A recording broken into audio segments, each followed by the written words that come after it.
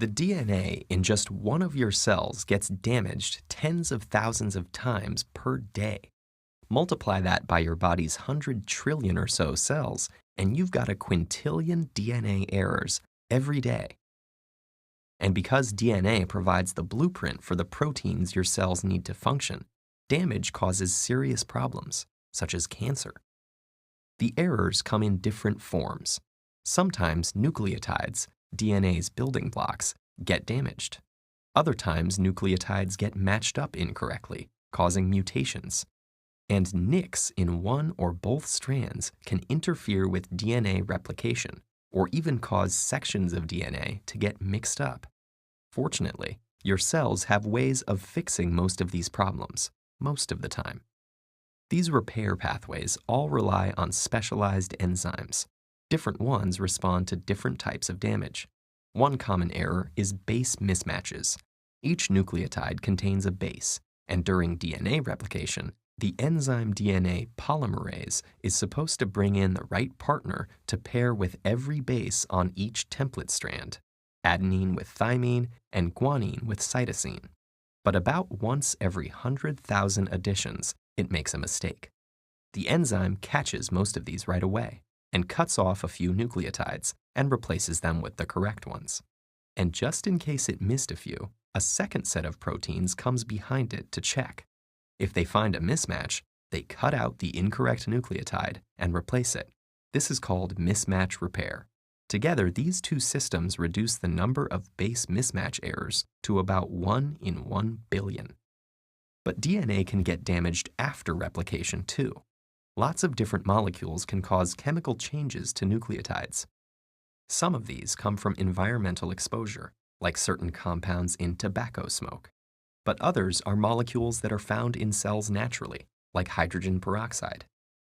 Certain chemical changes are so common that they have specific enzymes assigned to reverse the damage. But the cell also has more general repair pathways. If just one base is damaged, it can usually be fixed by a process called base excision repair. One enzyme snips out the damaged base, and other enzymes come in to trim around the site and replace the nucleotides. UV light can cause damage that's a little harder to fix. Sometimes it causes two adjacent nucleotides to stick together, distorting the DNA's double helix shape. Damage like this requires a more complex process called nucleotide excision repair. A team of proteins removes a long strand of 24 or so nucleotides and replaces them with fresh ones. Very high-frequency radiation, like gamma rays and X-rays, cause a different kind of damage. They can actually sever one or both strands of the DNA backbone. Double-strand breaks are the most dangerous. Even one can cause cell death.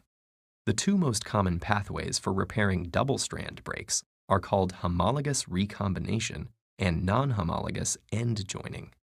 Homologous recombination uses an undamaged section of similar DNA as a template.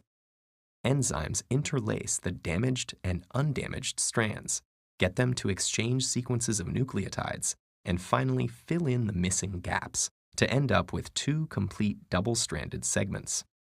Non-homologous end joining, on the other hand, doesn't rely on a template. Instead, a series of proteins trims off a few nucleotides and then fuses the broken ends back together. This process isn't as accurate. It can cause genes to get mixed up or moved around, but it's useful when sister DNA isn't available. Of course, changes to DNA aren't always bad. Beneficial mutations can allow a species to evolve, but most of the time, we want DNA to stay the same. Defects in DNA repair are associated with premature aging and many kinds of cancer. So if you're looking for a fountain of youth, it's already operating in your cells, billions and billions of times a day.